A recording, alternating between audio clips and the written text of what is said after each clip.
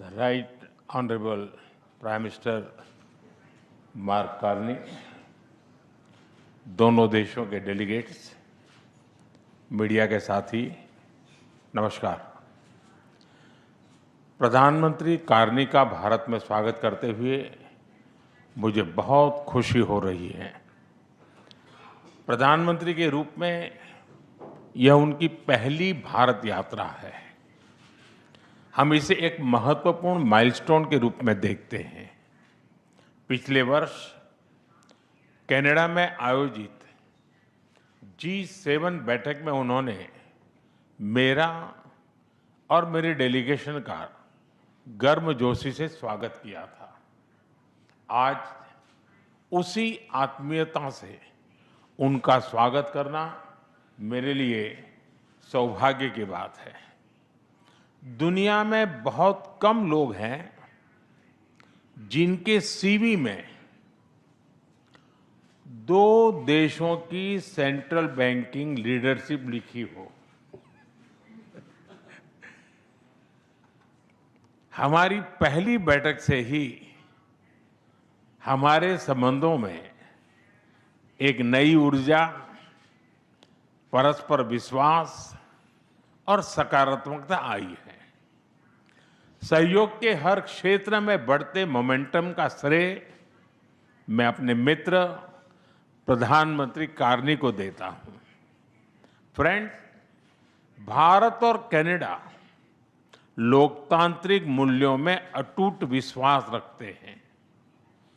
हम डाइवर्सिटी को सेलिब्रेट करते हैं। मानवता की भलाई हमारा साझा विजन है। यही विजन हमें हर क्षेत्र में आगे बढ़ने की प्रेरणा देता है। आज हमने इस विजन को नेक्स्ट लेवल पार्टनरशिप में ट्रांसफॉर्म करने पर चर्चा की। हमारा लक्ष्य है कि 2030 तक हमारा व्यापार $50 बिलियन तक पहुंचे। आर्थिक सहयोग का पूरा पोटेंशियल अनलॉक करना यह हमारी प्राथमिकता है। इसलिए हमने कॉम्प्रिहेंसिव इकोनॉमिक पार्टनरशिप एग्रीमेंट को जल्द ही फाइनलाइज करने का निर्णय लिया है। इससे दोनों देशों में निवेश और रोजगार के नए अवसर बनेंगे। कनाडा के पेंशन फंड्स ने भारत में $100 बिलियन का निवेश किया है। यह भारत की ग्रोथ स्टोरी में उनके गहरे विश्वास का प्रतीक है। आज हमें दोनों देशों के बिजनेस लीडर से भी मिलेंगे। उनके सुझाव हमारी आर्थिक साझेदारी का रोड मैप तय करेंगे। फ्रेंड्स, टेक्नोलॉजी और इनोवेशन में हम नेचुरल पार्टनर हैं। With Canada and India innovation partnership, we will turn ideas into global solutions.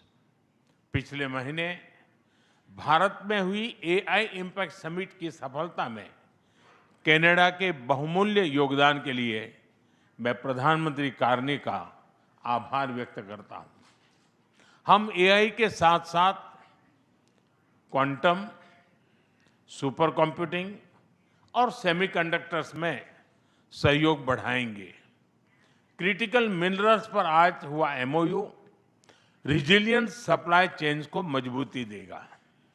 Space sector में हम दोनों देशों के स्टार्टअप्स और इंडस्ट्रीज को जोड़ेंगे।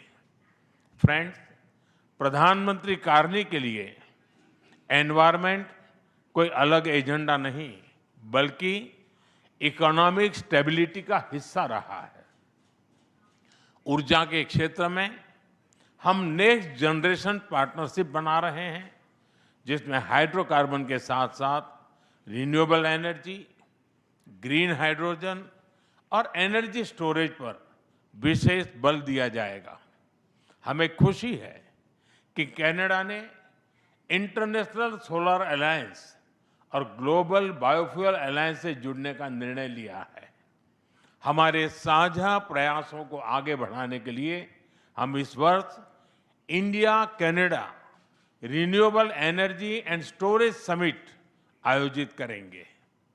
सिविल न्यूक्लियर एनर्जी में हमने लॉन्ग टर्म यूरेनियम सप्लाई की लैंडमार्क डील की है। हम स्मॉल मॉड्यूलर रिएक्टर्स और एडवांस रिएक्टर्स पर भी मिलकर काम करेंगे। कृषि में वैल्यू एडिशन, एग्री टेक्नोलॉजी और खाद्य सुरक्षा हमारी साझा प्राथमिकताएं हैं। इस दिशा में भारत में India Canada pulse protein centre of excellence स्थापित किया जाएगा। फ्रेंड्स, रक्षा और सुरक्षा के क्षेत्र में बढ़ता सहयोग हमारे गहरे आपसी विश्वास और संबंधों की मैच्योरिटी का प्रतीक है। हम defence industries, maritime domain awareness और मिलिट्री एक्सचेंजेज बढ़ाने पर काम करेंगे। इसी उद्देश्य से आज हमने इंडिया कनाडा डिफेंस डायलॉग की स्थापना करने का निर्णय लिया है। Friends, people to people ties हमारे संबंधों की असली ताकत है। आज हमने इन्हें और मजबूत करने के लिए कई महत्वपूर्ण निर्णय लिए हैं। एआई, हेल्थ केयर, एग्रीकल्चर और इनोवेशन में आज कई यूनिवर्सिटीज के बीच नई पार्टनरशिप की घोषणा हो रही है। हम कनाडा की यूनिवर्सिटी द्वारा भारत में कैंपस खोलने पर भी सहमत हुए। इंडिजिनस और ट्राइबल कम्युनिटीज हमारी साझा सांस्कृतिक विरासत का महत्वपूर्ण हिस्सा है। सांस्कृतिक आदान प्रदान बढ़ाने के लिए दोनों पक्षों के बीच आज एमओयू किया गया है। फ्रेंड्स, भारत के लिए कनाडा इंडो पैसिफिक में महत्वपूर्ण साझेदार है। इंडियन ओशन रिम एसोसिएशन में डायलॉग पार्टनर बनने में उनकी रुचि का हम स्वागत करते हैं। इससे हमारे मैरीटाइम सहयोग को नई गहराई मिलेगी। हम सहमत हैं कि टेररिज्म, एक्सट्रीमिज्म और रेडिकलाइजेशन दोनों देशों के लिए ही नहीं, पूरी मानवता के लिए साझा और गंभीर चुनौतियां हैं। इनके विरुद्ध हमारा करीबी सहयोग वैश्विक शांति और स्थिरता के लिए अत्यंत महत्वपूर्ण है। विश्व में चल रहे अनेक तनावों को लेकर भारत की सोच स्पष्ट ही है। हमने सदैव शांति और स्थिरता बनाए रखने का आह्वान किया है और जब दो लोकतंत्र साथ खड़े होते हैं तो शांति की आवाज और भी सशक्त हो जाती है। पश्चिम एशिया की वर्तमान स्थिति हमारे लिए गहरी चिंता का विषय है। भारत डायलॉग और डिप्लोमेसी के माध्यम से सभी विवादों का समाधान का समर्थन करता है।